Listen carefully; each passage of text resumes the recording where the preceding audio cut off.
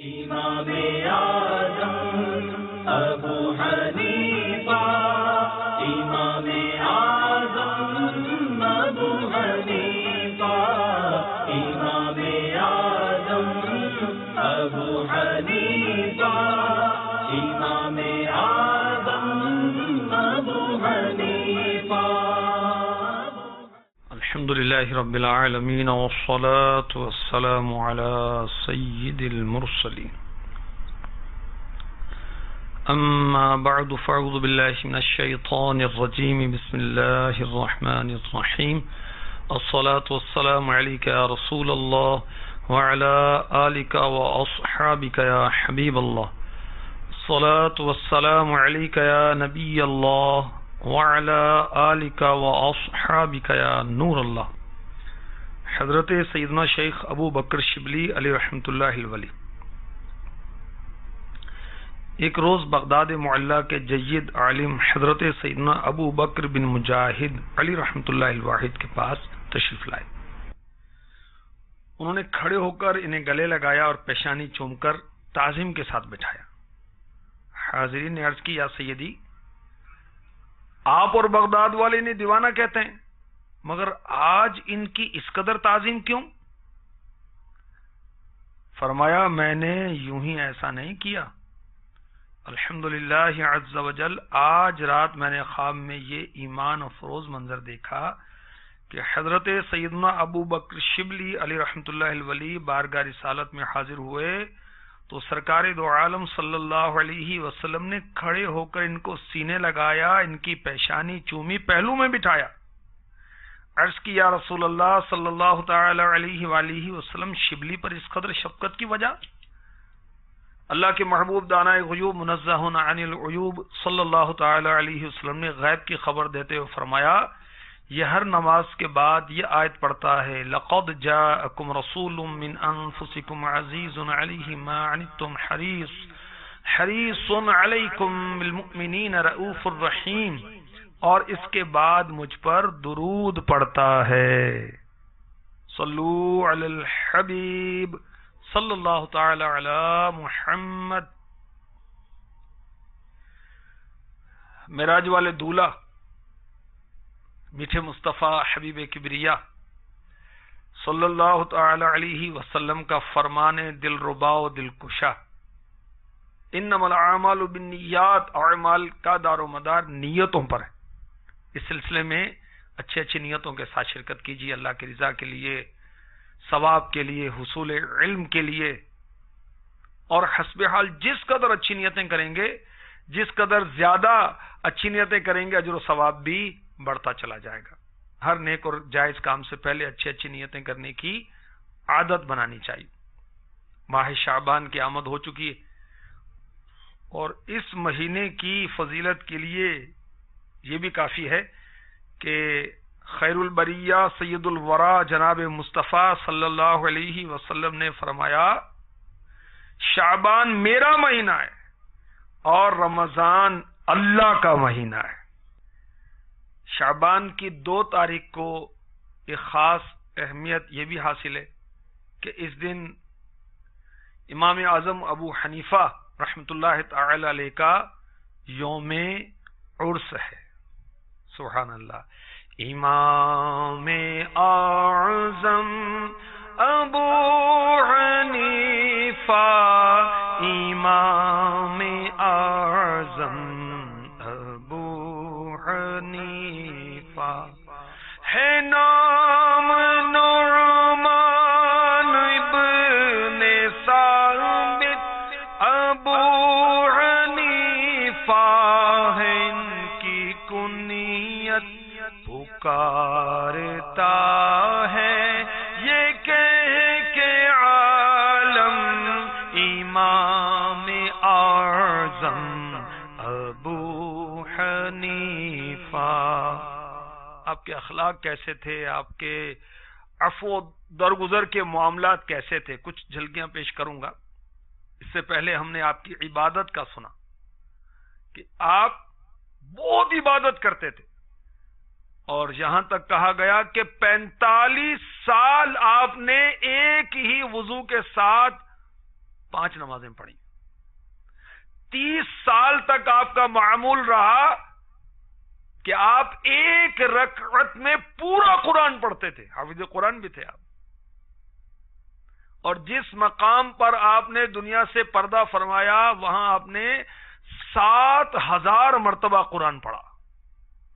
ماہ رمضان میں 62 قرآن پاک ختم کرتے تھے میرے امام رضی اللہ تعالی عنہ. شب بیداری فرمایا کرتے تھے، بہت خوف خدا والے تھے. 55 مرتبہ آپ نے حج بیت اللہ کی سعادت عظما پائی. 55 حج کیے امام اعظم نے. کیا شان ہے، سبحان اللہ. آپ نے جب گوشہ تنہائی اختیار کرنے کا، خلوت کرنے کا ارادہ کیا تو اللہ کے محبوب نے خواب میں آ کر کہا تجھے تو اللہ نے میری سنت کو زندہ کرنے کے لیے پیدا کیا ہے. آقا کی شان دیکھیے کہ امت کے حال سے باخبر ہیں. اور امام اعظم کی شان دیکھیے کہ آقا خواب میں تشریف لا کر جلوہ دکھاتے ہیں اور رہنمائی فرماتے ہیں. امام اعظم رضی اللہ تعالی عنہ کی کیا شان ہے. آپ تجارت کیا کرتے تھے.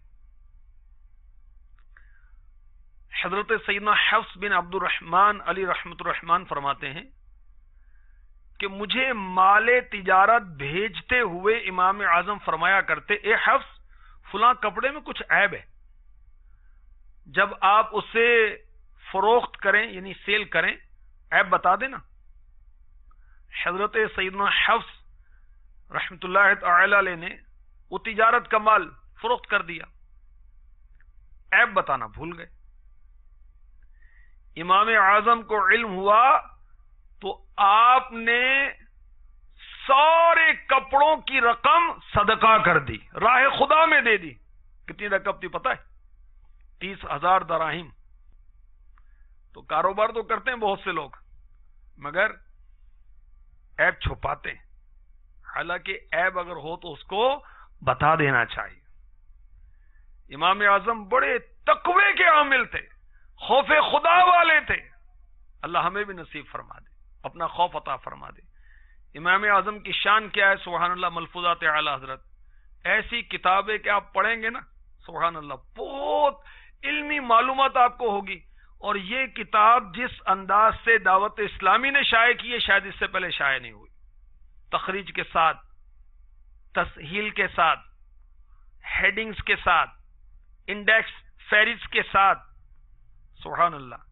اس کو پڑھ کر آپ کے دل میں اعلی حضرت کی محبت اور بڑھ جائے گی. اس کتاب میں لکھا ہے اعلی حضرت رحمت اللہ تعالی علیہ فرماتے ہیں ایک شخص پر امام اعظم کے 10,000 آتے تھے اور وعدہ گزرے مدت ہو چکی تھی. ایک مرتبہ آپ تشریف لیے جا رہے تھے، سامنے سے وہ مقروض آتا تھا. آپ کو دیکھ کر ڈر کے مارے گلی میں ہو گیا. اس کے مقدر گلی آگے سے بند تھی. امام صاحب وہیں پیچھے تشریف لے گئے. فرمایا ادھر کیسے آئے؟ اس نے عرض کیا حضور میں آپ کا مقروض ہوں، قرض دار ہوں. جس ڈیٹ پر، جس تاریخ پر مجھے قرض لوٹانا تھا اس کا تو ایک عرصہ گزر گیا. تو میں ڈرا کہ حضور تقاضا فرمائیں گے اور میرے پاس کچھ بھی نہیں، میں کیا دوں؟ اس لیے ڈر کے مارے ادھر آ گیا. امام اعظم نے کیا فرمایا؟ اے مالدارو ہوش کرو، غریبوں کو ستایا نہ کرو، مقروضوں کو مہلت دیا کرو. امام اعظم نے فرمایا 10,000 بھی ایسی چیز ہے کہ کسی مسلمان کا دل پریشان کیا میں نے معاف کیے. تو جو مقروض ہو اگر اللہ نے توفیق دی قرضہ معاف کر دو غریب کا یار، ورنہ اس کو مہلت تو دو. تاجدار رسالت صلی اللہ تعالی علیہ وسلم مسجد میں تشریف لائے. ارشاد فرمایا جس نے تنگ دست کو مہلت دی یا اس کے قرض میں کمی کر دی اللہ تعالی اسے جہنم کی تپش سے بچائے گا. اور ایک روایت میں یوں ہے کہ میرے آقا علیہ الصلوۃ والسلام مسجد مبارک میں تشریف لائے. فرمائے تم میں سے کسے بات پسند ہے کہ اللہ اسے جہنم کی گرمی سے بچائے؟ عرض کی یا رسول اللہ صلی اللہ تعالی علیہ وآلہ وسلم ہم میں سے ہر ایک پسند کرتا ہے کہ اللہ تعالیٰ اسے جہنم کی گرمی سے بچائے. فرمایا جو تنگ دست کو مہلت دے یا اس کا قرض معاف کر دے اللہ تعالیٰ اسے جہنم کی گرمی سے محفوظ فرمائے گا. امام اعظم رضی اللہ تعالی عنہ کا تقوی پرہیزگاری، اللہ اکبر. تذکرۃ الاولیاء میں لکھا حضرت فرید الدین عطار علی رحمۃ اللہ الغفار نے، آپ ایک جنازہ پڑھنے کے لیے تشریف لے گئے. دھوپ کی شدت، سایہ نہیں ہے، ایک مکان تھا، اس کا سایہ دیکھ کر لوگوں نے عرض کی حضور اس مکان کے سائے میں کھڑے ہو جائیے. ارشاد فرمایا اس مکان کے سائے میں کھڑے ہونے کا جب عرض کیا گیا تو فرمایا اس مکان کا مالک میرا مقروض ہے، اور اگر میں نے اس کی دیوار سے کچھ نفع حاصل کیا تو میں ڈرتا ہوں کہ اللہ تعالی کے نزدیک کہیں سود لینے والوں میں شمار نہ ہو جاؤں. سود کے خلاف جنگ جاری رہے گی، کاش جاری ہو جائے. واقعی سود کے خلاف جنگ کرنی چاہیے، ورنہ اللہ سود کا کام کرنے والے، لین دین کرنے والے کے خلاف اعلان جنگ فرماتا ہے. اللہ تعالیٰ اعلان جنگ فرماتا ہے. سود اور اس کا علاج مکتبۃ المدینہ کا رسالہ لے کر پڑھیں، آپ کو پتہ چلے سود کیا بلا ہے، کیا مصیبت ہے. بہرحال مدینے والے مصطفیٰ صلی اللہ تعالی علیہ وسلم کا فرمان ہے جس قرض سے کچھ نفع لیا جائے وہ سود ہے. تو امام اعظم دھوپ میں کھڑے رہے مگر اپنے مقروض کے مکان کے سائے میں نہیں گئے. قرض پر نفع لینے کے متعلق اعلی حضرت فتاوی رضویہ شریف جلد 17 میں لکھتے ہیں قرض دینے والے کو قرض پر جو نفع و فائدہ حاصل ہو وہ سب سود اور نرا حرام ہے. رسول اللہ صلی اللہ تعالی علیہ وسلم فرماتے ہیں قرض سے جو فائدہ حاصل کیا جائے وہ سود ہے. اب یہ سن کر اب ہر بات پر سود کا فتویٰ نہ جاری کیجیے گا، بلکہ دارالفتہ اہل سنت قائم ہے، علماء اہل سنت سے رجوع کیجیے گا. کس معاملے میں سود کا حکم لگتا نہیں لگتا آپ اور میں فیصلہ نہیں کر سکتے. بہرحال امام اعظم رضی اللہ تعالی عنہ کے تقوی پرہیزگاری مرحبا. ایک مرتبہ کہیں تشریف لے جا رہے تھے، راستے میں کیچڑ تھی، تو آپ کی پاؤں مبارک کی ٹھوکر سے کیچڑ اڑ کر کسی شخص کے مکان کی دیوار پر لگی. آپ پریشان ہو گئے. کس بات پر پریشان ہو گئے؟ کیچڑ کو کھرچ کر اگر دیوار صاف کی جائے گی تو ہو سکتا ہے دیوار کی مٹی بھی اتر جائے، اور اگر اس طرح چھوڑ دیا جائے تو مکان کی دیوار خراب ہو رہی ہے، کیا کیا جائے؟ اسی پریشانی میں آپ کھڑے تھے. تو جو صاحب خانہ تھے وہ صاحب خانہ باہر آیا، ایک یہودی تھا، آپ کا مقروض بھی تھا. اب امام اعظم کو دیکھ کر وہ یہ سمجھا کہ آپ قرض وصول کرنے آئے، پریشان ہو گیا. اور اب وہ حضرت میں آپ کو لوٹا دوں گا، قرض کی رقم دے دوں گا، یعنی وہ عذر پیش کرنے لگا. فرمایا قرض کو چھوڑو، میں تو یوں پریشان ہوں، تمہاری اس دیوار کو کس طرح صاف کروں؟ کیچڑ کھرچتا ہوں تو دیوار کی مٹی ساتھ آنے کا احتمال ہے، اگر چھوڑ دیتا ہوں تو تمہاری دیوار بدنما نظر آ رہی ہے. یہ سن کر یہودی بے ساختہ پکار اٹھا، حضور دیوار تو بعد میں صاف کیجیے گا، پہلے کلمہ پڑھا کر مسلمان کر کے میرا دل پاک کر دیجیے. حضرت سیدنا حبان رحمت اللہ تعالی علیہ فرماتے ہیں کہ امام اعظم کے پاس ایک عورت کپڑا لے کر آئی بیچنے کے لیے. فرمائے کتنے کا ہے؟ عورت نے کہا 100 درہم کا. فرمائے 100 درہم سے زیادہ کا ہے. اس نے کہا 200 درہم. فرمائے 200 درہم سے بھی زیادہ کا ہے. اس نے کہا 300 درہم. فرمائے 300 درہم سے بھی زیادہ کا کپڑا ہے یہ. عورت نے کہا 400 درہم دے دیجیے. حضرت سیدنا امام اعظم ابو حنیفہ نعمان بن ثابت رضی اللہ تعالی عنہ نے اس کپڑے کو 400 درہم پر خرید فرمایا. 400 درہم.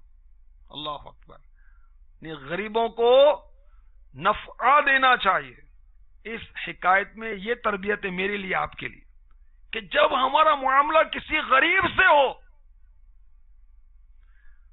ویسے تو کسی کو بھی لوٹنا اور کاٹنا اور پھرنا نہیں چاہیے، اور جب معاملہ کسی غریب کے ساتھ ہو، اب تو اس سے اگر مہنگے داموں لیں تو اس کی مدد ہوگی، اس کی دل جوئی ہوگی۔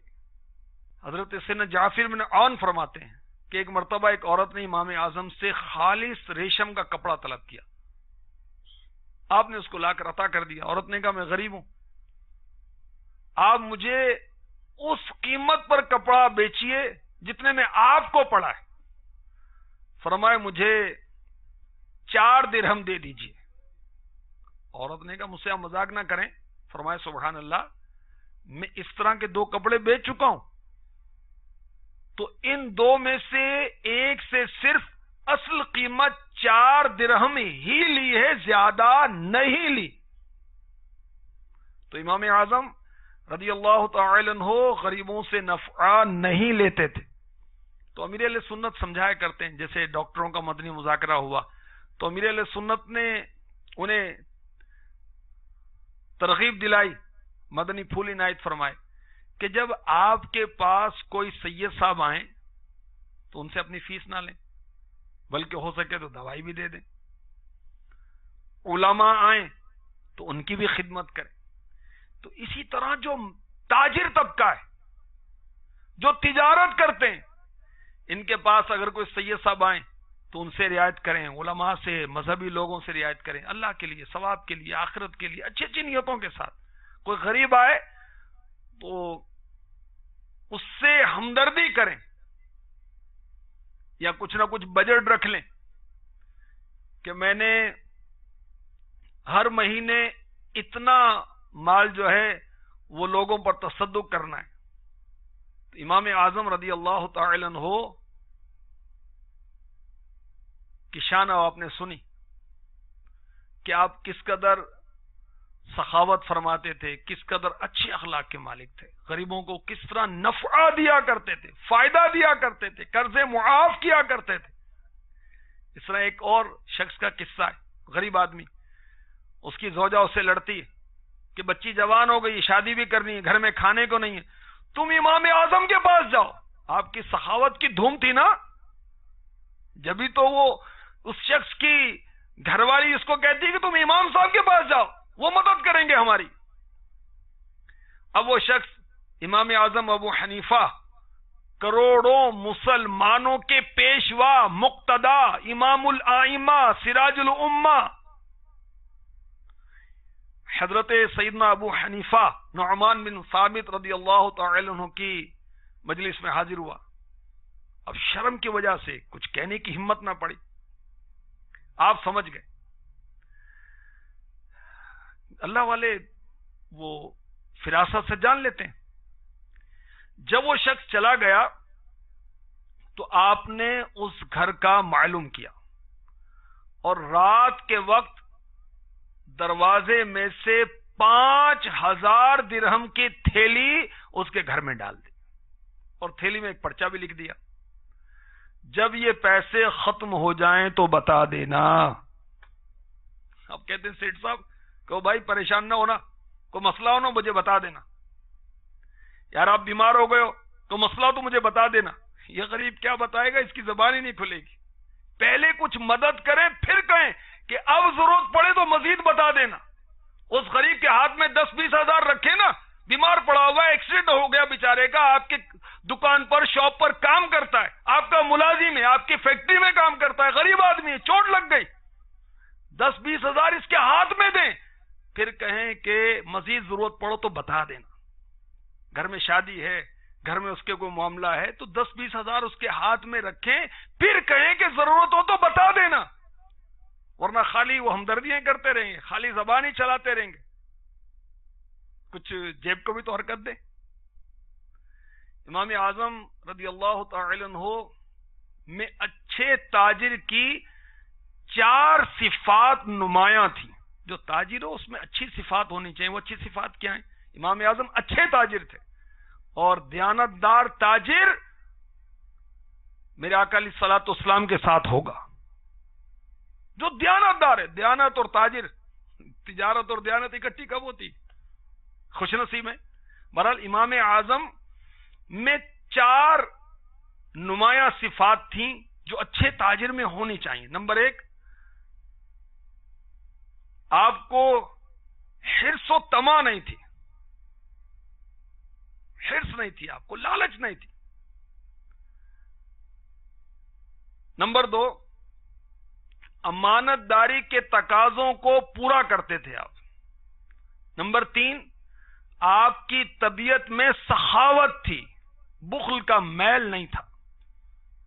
4، اللہ تعالیٰ کو کثرت سے یاد کرتے تھے، دن کو روزہ رکھتے تھے، رات کو نوافل ادا کرتے تھے. کاش آج کے تاجروں میں بھی یہ خصوصیات آ جائیں، حرص و طمع ختم ہو جائے، امانت داری کے تقاضوں پر عمل ہو جائے، سخاوت آ جائے، بخل نکل جائے، اللہ کی یاد کریں. اگر گاہک بھی آ گیا اور نماز کا وقت بھی آ گیا تو گاہک تو قضا ہو، کسٹمر تو قضا ہو، مگر نماز قضا نہ ہو. جماعت نہ چھوٹے، گاہک چھوٹے تو چھوٹے، نماز نہ نکلے، جماعت نہ نکلے. کاش. اور پتہ نہیں یہ نماز کے وقت شیطان زیادہ گاہک بھیج دیتا ہے اور آزمائش میں ڈلوا دیتا ہے. تو ہمیں حی علی الصلاح حی علی الفلاح کی صدا پر کان دھرتے ہوئے، اس مؤذن کی آواز پر لبیک کہتے ہوئے رب کے بارگاہ میں حاضر ہو جانا چاہیے. جس نے یہ دکان دی، جس نے یہ مکان دیا، جس نے انسان بنایا، جس نے نعمتیں دی سر سے لے کر پیر تک، اس کی نعمتیں نعمتیں نعمتیں نعمتیں نعمتیں نعمتیں، عافیت دی، صحت دی، اس کے بارگاہ میں جھکیں گے نہیں؟ تو امام اعظم رضی اللہ تعالی عنہ بہت خصوصیات ہیں. طلباء کی مالی مدد کرتے تھے. آپ بہت سخی تھے. اللہ تعالیٰ امام اعظم رضی اللہ تعالی عنہ کے فیضان سے ہمیں مالا مال فرمائے. آئیے ان کی بارگاہ میں درخواست کرتے ہیں.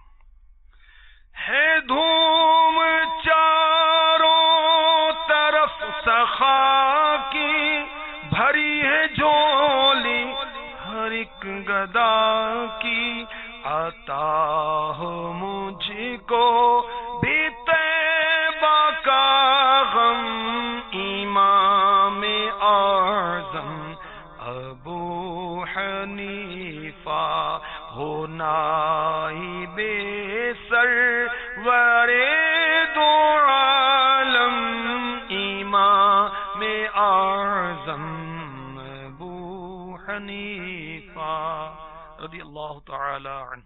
امام اعظم ابو حنیفہ، امام اعظم ابو حنیفہ، امام اعظم ابو حنیفہ.